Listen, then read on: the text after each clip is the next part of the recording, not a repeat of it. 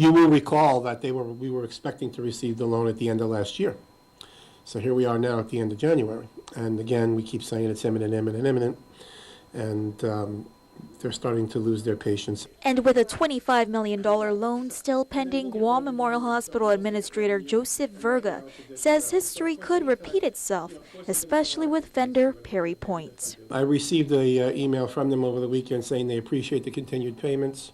However, HHS has taken a, quote, hard line with us because of the amount of time it's taken and the length of the debt, and we remain at risk of garnishment.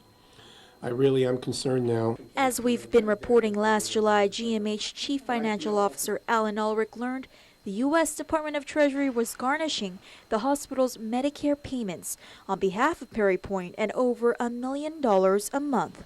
Although garnishments have since stopped, Verga says the outstanding debt continues at $4 million today. Well, Perry Point is the federal vendor that sells us all kinds of medical supplies, medicines, patient care supplies, operating room supplies, that we get basically everything.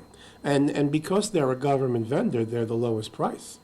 So we really can save GMH money by doing business with them, as much as we can. But it's not just Perry Point. As we've also reported, NTT data gave GMH until January 22nd to pay up or cut services.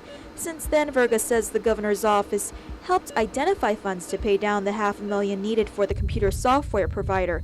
But that was far from enough to get GMH off financial life support. We are still at risk with other vendors. I mean, I can give you, we're still $23 million in debt. So the local vendors, for example, our doctors, other local vendors that we get loads of supplies from that continue working with us on equipment maintenance, on, other types of supply issues. As we've been reporting, Governor DeCalvo called an emergency session 2 weeks ago for lawmakers to address Bill 250, which amends current law over sovereign immunity, after concerns were raised by lender Bank of Guam. The following day, Calvo signed off on the legislation, which should have pushed the funding forward, but Committee Chair on Healthcare Senator Dennis Rodriguez Jr. confirms there's still a final review of documents, which is why that special session was so critical. Rodriguez says, quote, "Can you imagine if we waited until this week to pass it? I believe the finalization will happen any time now," end quote. Rodriguez adds that an oversight hearing for the hospital has been scheduled for February 12th. Reporting for Guam's News Network, I'm Crystal Paco.